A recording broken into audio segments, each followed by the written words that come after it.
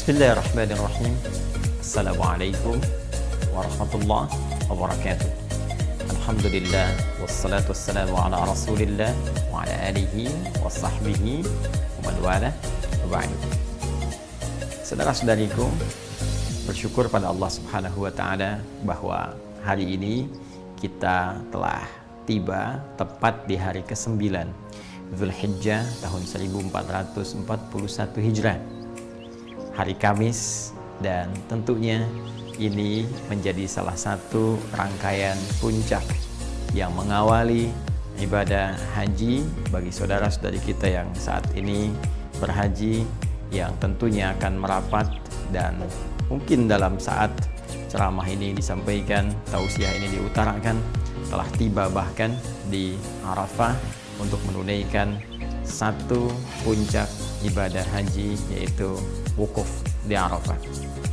Bersamaan dengan itu, ada satu pula yang spesial, khususnya bagi kita yang belum menunaikan haji di tahun ini, yaitu untuk menunaikan satu ibadah dari satu rangkaian keutamaan bulan Zulhijjah yang diisyaratkan dalam Al-Quran surah 89 ayat 1 sampai dengan 3 itu, ataupun ditegaskan keutamaannya dalam hadis Nabi di Sahih Al-Bukhari riwayat Ibnu Abbas radhiyallahu taala anhuma, seperti pernah kami utarakan dalam edisi sebelumnya.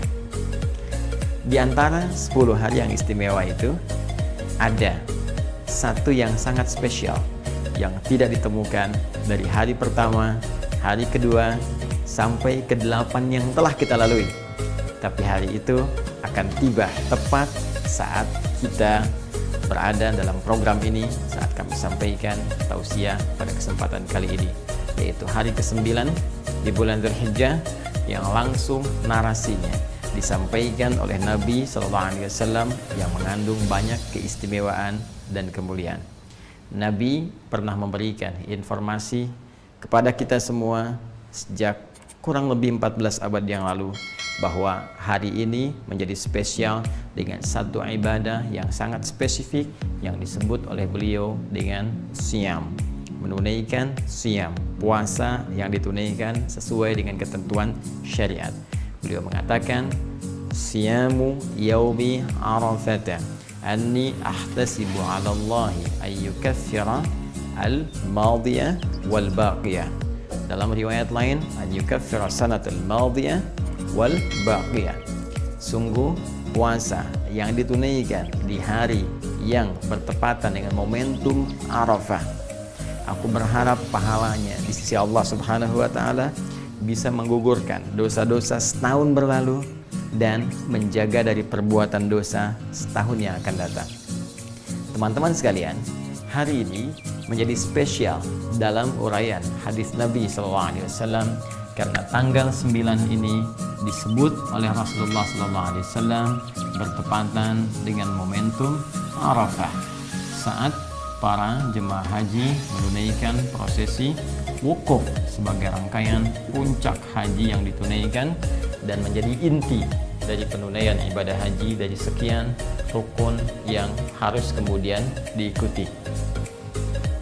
Di sini Nabi SAW memberikan arahan kepada kita. Dalam momentum ini kita diminta oleh Rasulullah untuk menunaikan ibadah spesifik berupa siyam. Tidak main-main, pahalanya bisa menggugurkan dosa setahun berlalu. Dan perhatikan baik-baik cara kita memahaminya, bisa menjaga dari perbuatan dosa setahun yang akan datang. Masya Allah. Artinya dalam konteks penunaian puasa ini, kita bukan sekedar diminta oleh Rasulullah puasa secara fisik, menjaga tidak makan, menjaga tidak minum, tidak berhubungan seksual. Lebih daripada itu, karena puasa ini potensinya dengan izin Allah bisa menggugurkan dosa setahun berlalu. Karena itu cara mengisinya akan lebih baik jika kita iringi dengan mengevaluasi kesalahan-kesalahan yang pernah diperbuat oleh kita dan berpotensi dosa setidaknya setahun ke belakang.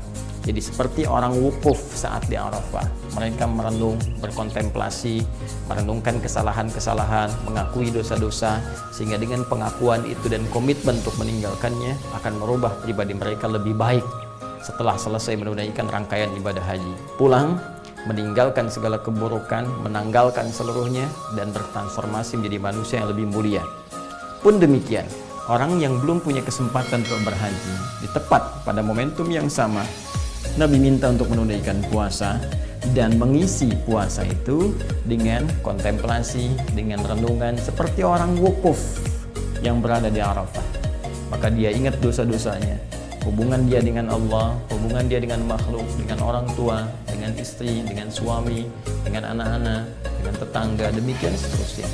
Maka ia mencoba mendekati Allah Subhanahu wa Ta'ala, mencoba untuk bertobat, mengoreksi dosa-dosanya, sehingga dengan itu mendapat penerimaan terbaik di sisi Allah Subhanahu wa Ta'ala.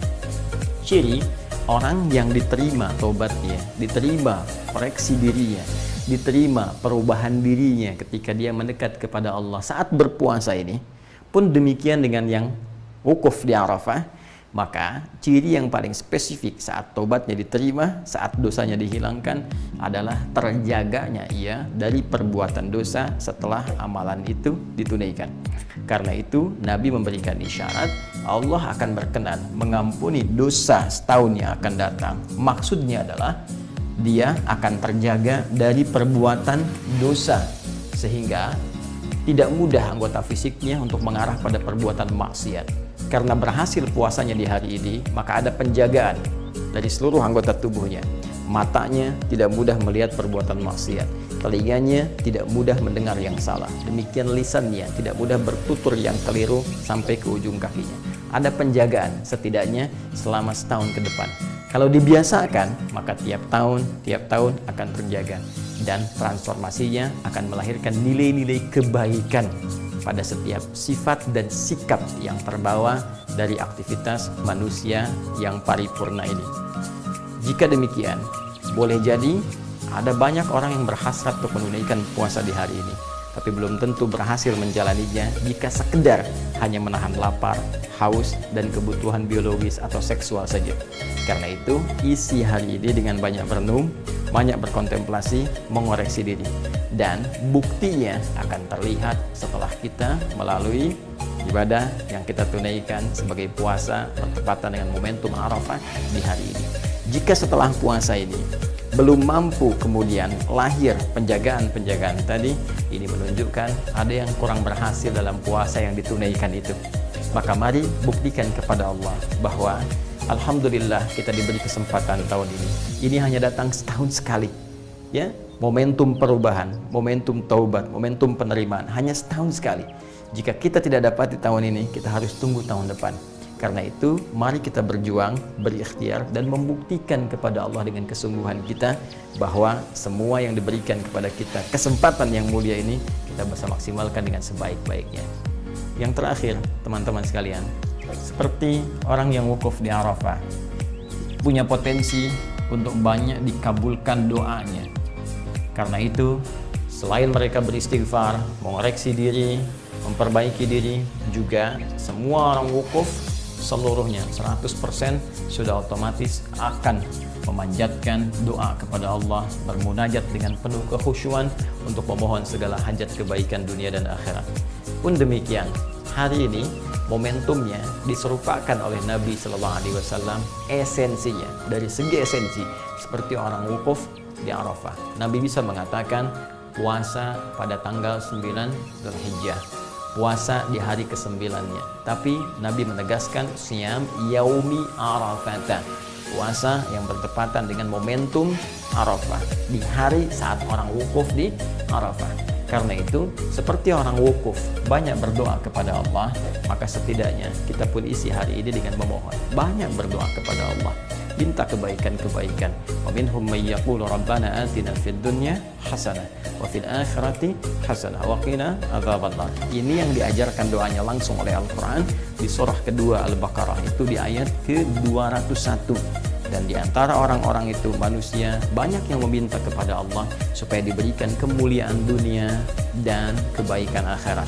maka mohonlah kepada Allah segala kemuliaan-kemuliaan di dunia ini, supaya mata kita menatap yang mulia, sehingga kaki kita, supaya harta kita diberikan kemudian keberkahan oleh Allah, supaya pekerjaan kita dimudahkan tapi yang bermanfaat untuk akhirat kita, melipat gandakan pahala-pahala kita. Isi banyak dengan doa. Kalau ingin lebih spesifik misalnya, kapan orang wukuf di Arafah? Tanggal 9-nya jam berapa tepatnya? Pasti setelah matahari tergelincir, masuk waktu zuhur, mereka melakukan sholat jamak dengan asarnya. Setelah itu banyak beristighfar, berdoa.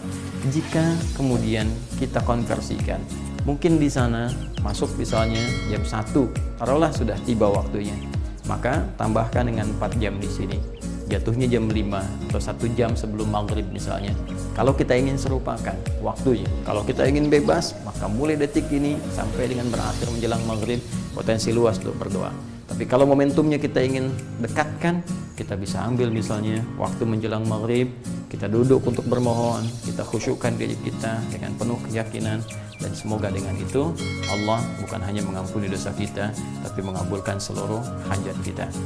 Dengan itulah kemudian besok kita bisa bertakbir, dan takbir adalah lambang keberhasilan kita untuk bisa mendekatkan diri kepada Allah. Karena itulah di Quran surah kedua Al-Baqarah di akhir ayat 185, ketika kita menutup perjuangan kita untuk mendekat kepada Allah saat Ramadan, kita bertakbir, walitukabbirullaha ala ma hadakum wa la'allakum tashkurun, supaya engkau banyak bertakbir karena Allah telah berikan petunjuk kepadamu. Mari kita buktikan, kita berhasil, kita mendapat petunjuk, kita berubah, kita menjadi lebih baik dalam pandangan Allah, supaya besok kita bisa beridul adha dan bertakbir dengan penuh kebahagiaan, kebanggaan sebelum pulang menghadap Allah Subhanahu wa Ta'ala. Saya Adi Hidayat pun demikian harus memberikan contoh pertama dari apa yang saya sampaikan ini. Maka saya bermohon maaf kepada saudara-saudariku dimanapun Anda berada atas setiap sifat, sikap, tutur, perbuatan yang sudah pasti akan terjadi banyak kekeliruan, kesalahan dari apa yang pernah saya perbuat. Saya memohon maaf yang sebesar-besarnya dengan penuh segala kerendahan hati mewakili keluarga besar kami, dan dengan itu pula saya ingin menyampaikan hal yang paling utama, semoga Allah memuliakan kita, semoga Allah memaafkan segala kesalahan kita, mengampuni dosa-dosa kita, dan saya pun membebaskan, memaafkan segala hal-hal yang terkait dalam kehidupan, supaya kita bisa lebih nyaman menghadap kepada Allah Subhanahu wa Ta'ala. Demikian, semoga bermanfaat. Subhanakallahumma wa bihamdika, asyhadu an la ilaha illa anta, astaghfiruka wa atubu ilaik. Assalamualaikum warahmatullahi wabarakatuh.